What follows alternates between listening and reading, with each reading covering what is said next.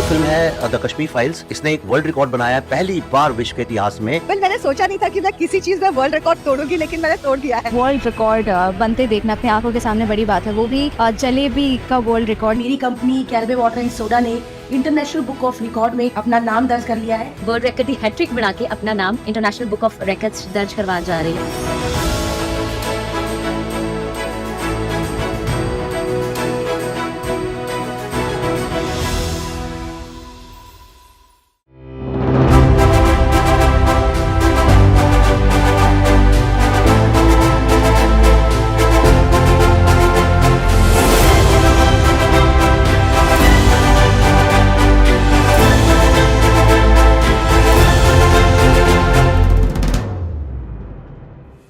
मेरे पिताजी बचपन से हमें कहते थे कि जिस समाज में, जिस देश में हम रहते हैं, उसके प्रति हमारा कुछ न कुछ कर्तव्य बनता है।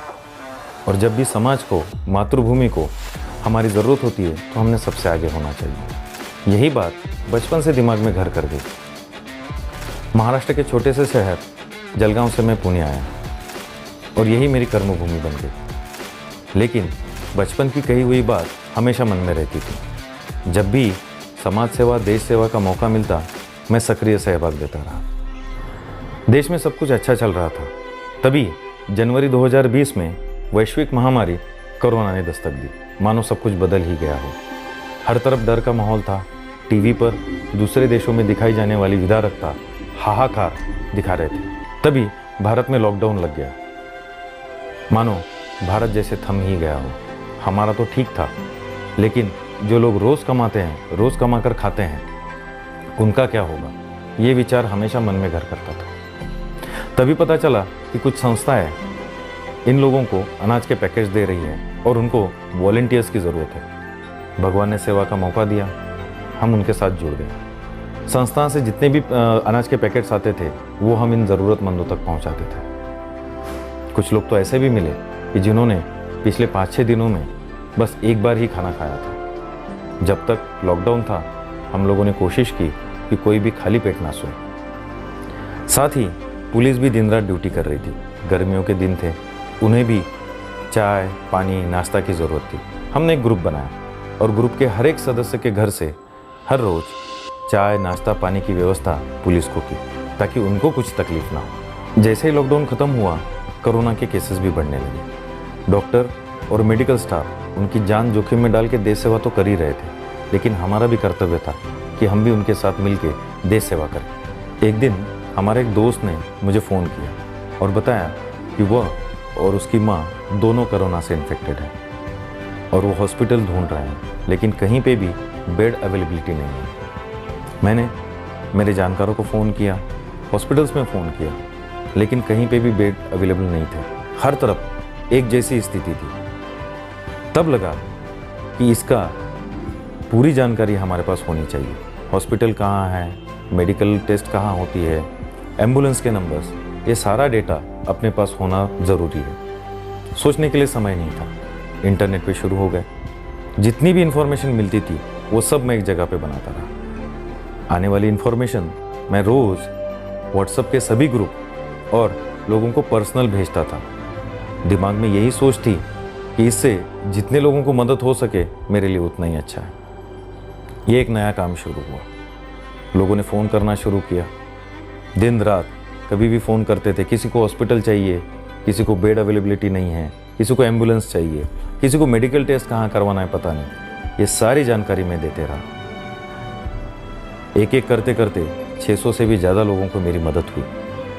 जिनको भी मेरी मदद होती थी वो मुझे फ़ोन पर ही आशीर्वाद देते थे। वही मेरा एक समाधान था। दिल को छू लेने वाले अनुभव तो बहुत सारे हैं। पुणे से 50 किलोमीटर दूर से एक विधवा महिला अपने 24-25 साल के बच्चे को सरकारी अस्पताल लेके आई। वहाँ पे बेड की अवेलेबिलिटी नहीं थी। तभी वही हॉस्पिटल से किसी ने मुझे फ़ोन किया। मैंने फ़ोन पे उनको हॉस्पिटल की अवेलेबिलिटी बताई, बेड की अवेलेबिलिटी बताई।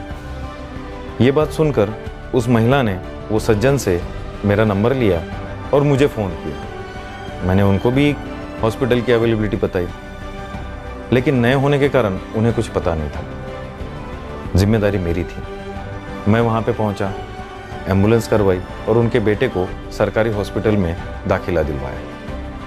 दाखिला होने के बाद मैंने माताजी को बोला कि आप 15-20 दिन बाद जब ये ठीक हो जाएगा तब उसे लेने आइए, अभी आप घर जा सकते हैं। दूसरे दिन किसी कारणवश मैं उसी हॉस्पिटल में पहुंचा। देखता हूं तो माताजी वहीं पे बैठी हुई। उस वक्त खाने पीने का कोई बंदोबस्त नहीं था। माताजी ने कल रात को सिर्फ वड़ा पाव खाया था। मैंने उनको फिर से समझाया कि आपको यहाँ पे बैठ के कुछ नहीं कर सकते, आप घर जाइए, 15-20 दिन बाद ये लड़का ठीक होके घर आ जाएगा। लेकिन वो माता का हृदय था, मानने वाला नहीं था। वो माताजी वहीं पे रुकी। अगले 3 दिन मेरे घर से ही उनको टिफिन गया। 3 दिन बाद माताजी को मैंने समझाया कि आप घर जा सकते हो। भगवान की दया से 21 दिनों बाद माताजी का लड़का ठीक हो गया। माताजी उसे लेने के लिए आई। उन्होंने मुझे फ़ोन करके बुलाया। मुझे देखते ही उन्होंने मुझे गले लगाया और शुभ आशीर्वाद दिए। ये मेरे लिए बहुत ही सुखद अनुभव था। उसी दौरान एक 11 महीने का बच्चा, वो भी कोरोना से इन्फेक्टेड हुआ। रात को 1 बजे उसको हॉस्पिटल में दाखिल करवाया। 10-15 दिनों तक जितनी हो सके उतनी सारी मदद मैंने दी। 15 दिन बाद वो बच्चा ठीक होके घर गया।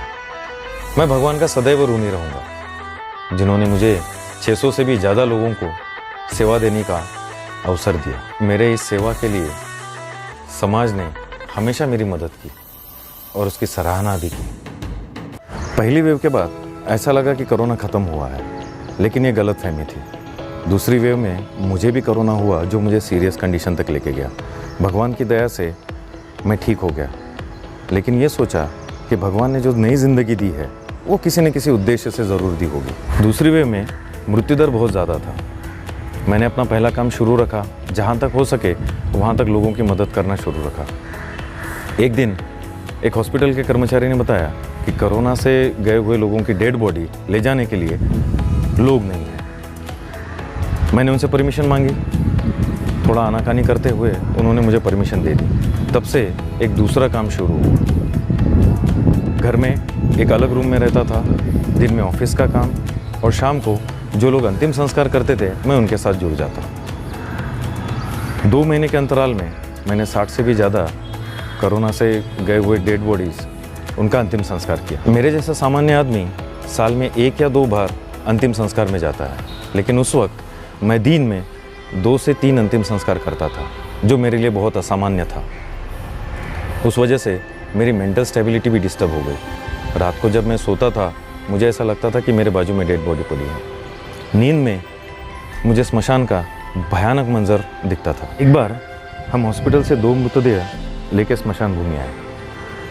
गेट पे एक महिला ने रोते रोते पूछा कि ये कौन से हॉस्पिटल से आया है। हमने हॉस्पिटल का नाम बताया। जैसे ही नाम बताया वो माताजी ज़ोर ज़ोर से रोने लगी। बाद में पता चला कि वो 2 डेड बॉडी, एक उनके पति है और दूसरी उनकी एकमात्र संतान थी। जब हम वो डेड बॉडी एम्बुलेंस से निकालने लगे, वो माता बहुत ज़ोर ज़ोर से विलाप करने लगी, ज़ोर से छाती पीटने लगी। उनका वो विलाप, उनका वो रोना सुन के मेरे हाथ पैर काँप रहे थे। आज भी उनका वो रोता हुआ चेहरा मुझे मेरे सपने में दिखता है। अंतिम संस्कार करने के लिए जो पीपीई किट हमें लगते थे, वो पीपीई किट मैं 1-2 मेडिकल से लेता था। एक बार वो मेडिकल के मालिक ने मुझे पूछा कि आप ये पीपीई किट क्यों लेते हो, आप डॉक्टर हैं क्या? मैंने बताया नहीं, मैं डॉक्टर नहीं हूँ, मैं एक सॉफ्टवेयर इंजीनियर हूँ और ये ऐसा काम करता हूँ। चाचा जी भावुक हो गए और तब से पूरे काम होने तक उन्होंने पीपीई किट के पैसे मुझसे नहीं लिए। हम पीपीई किट पहन के 3 घंटे 4 घंटे काम करते थे। उस वक्त किसी ने अगर 1 गिलास पानी भी दिया तो हमें भगवान समान लगता था। 2 महीने काम करने के बाद 15 दिन में क्वारंटाइन रहा। 2.5 महीने के बाद मैंने मेरे बेटी को गले लगाया। हम दोनों भावुक हो गए। हर बुरे काल का अंत ज़रूर होता है। वैसे ही कोरोना की दूसरी वेव भी ख़त्म हुई, लेकिन मेरे मन पे जो आघात लगा था, जिस कारण मैं मानसिक रूप से स्वस्थ नहीं था, उससे उबरने के लिए मैंने पूजा पाठ और मेडिटेशन का सहारा लिया। भगवान की दया से मैं मानसिक रूप से स्वस्थ तो हुआ, लेकिन कोरोना काल का वो भयानक मंजर आज भी याद आता है तो सिहर जाता हूँ। मेरे हाथों से जो सेवा कार्य हुआ वो मेरे माता पिता की पुण्य ही थी। साथ ही साथ जो अदृश्य शक्तियाँ मुझे प्रेरित करती थी, मुझे मदद करती थी, मैं हमेशा उनका ऋणी हूँ।